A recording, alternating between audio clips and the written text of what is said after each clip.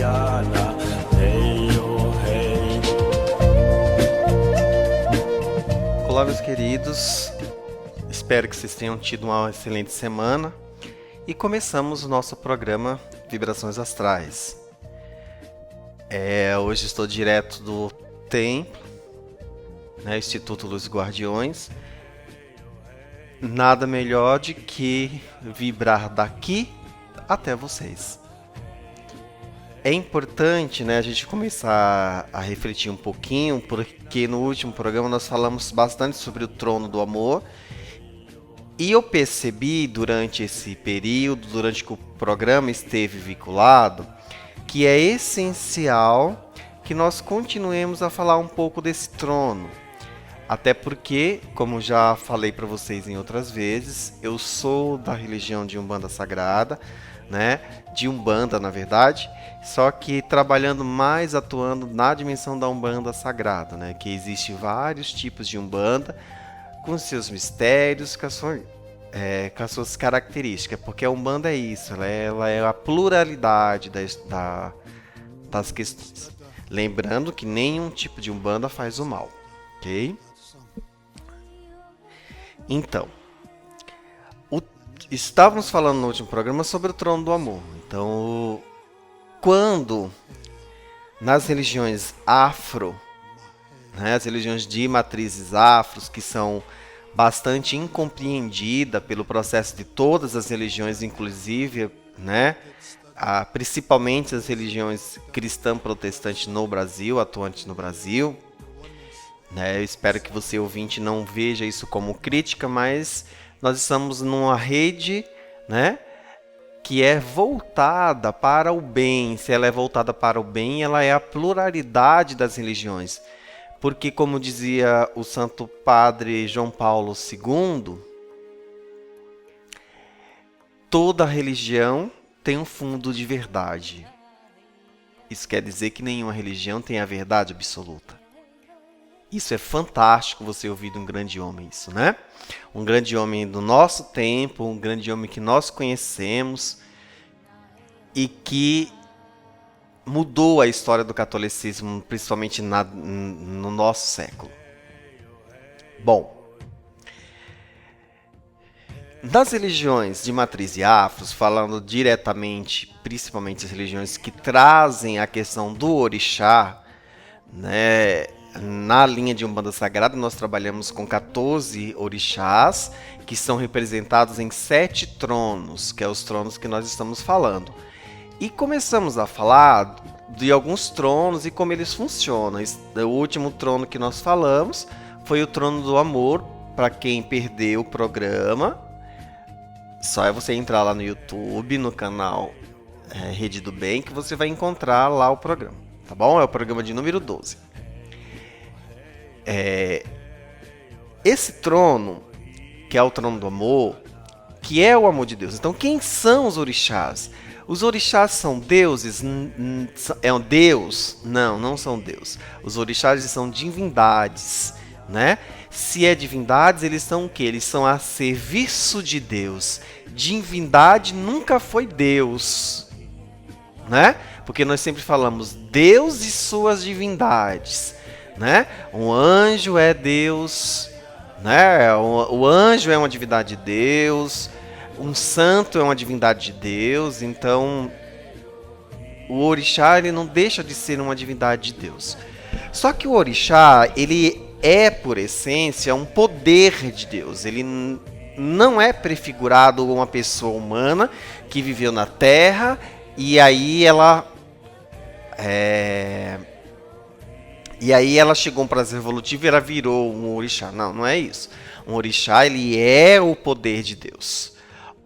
O trono regente do amor, ele é regido pela sua polaridade universal por Oxum e pela sua polaridade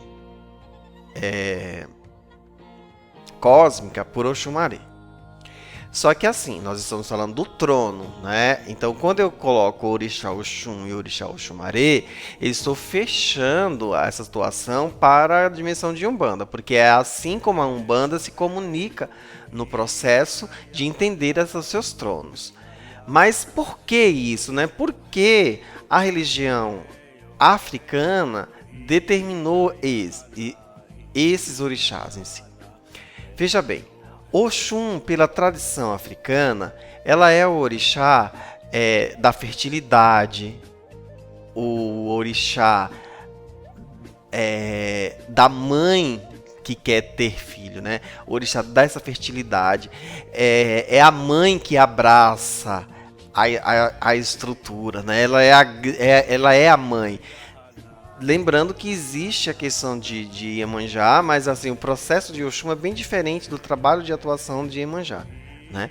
Mas Oxum é essa docilidade, a docilidade da mãe, a docilidade da fertilidade, né?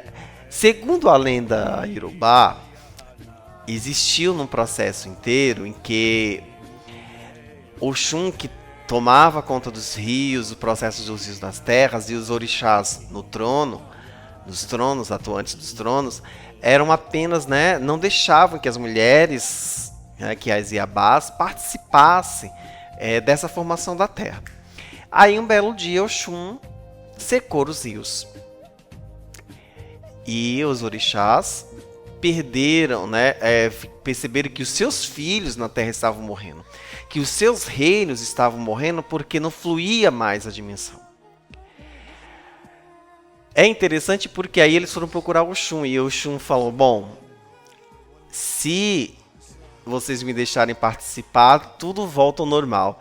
E aí eles deixam Oxum participar do processo do trono. Isso é importante, isso é muito significativo de nós falarmos sobre isso.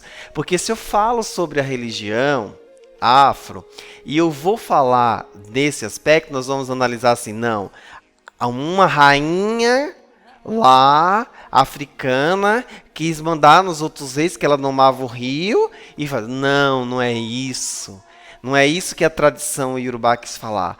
A tradição Iorubá quis falar que através dessa lenda de Oxum, né, que o amor de Deus não está para os homens apenas. O amor de Deus está também para as mulheres, já que as mulheres ela têm uma determinação muito fundamental no processo da vida terrena. E não há como a gente negar que as outras religiões elas têm uma matriz do total poder masculino. É por isso que as religiões de matriz afro têm um processo de aceitação, né?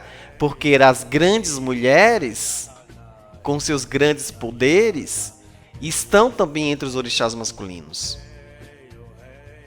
E isso é importante a gente firmar. Então, quando nós falamos Oxum e Xumaré, nós estamos dizendo as duas dimensões do amor de Deus. O amor de Deus que está na representação do ser, do gerar um filho. O amor de Deus que está, não é só uma questão do gerar um filho, é da fertilidade, da sobrevivência humana, da ação humana, da racionalidade humana.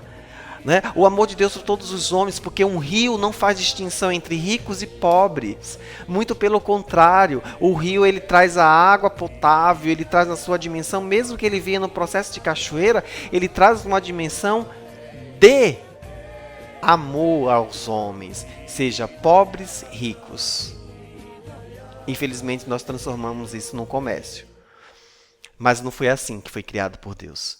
Quando eu olho por Orixá Oxumaré, nada mais lindo de quando a tempestade vem, o arco-íris desfonta no ar. Existe uma dimensão maior de ver o amor de Deus sobre nós, de que olhar um arco-íris, que é o símbolo após o dilúvio,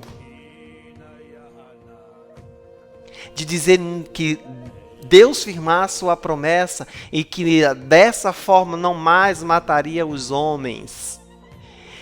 Nisso olhando no contexto bíblico. Quando nós polarizamos nessa questão de colocar a divindade, é a potência do amor de Deus. Não é que Oxum é uma deusa, não é que Oxumaré é um deus. Não, um Deus é um único.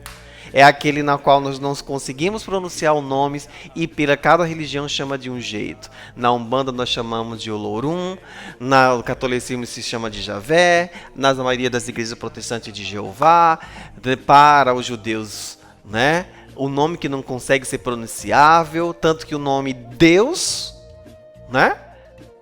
Não é um nome, é um título. Ficamos hoje por aqui, voltamos nos próximos programas, continuando ainda a falar um pouquinho sobre o trono do amor. Grande abraço para vocês. Hey, oh, hina, yahana.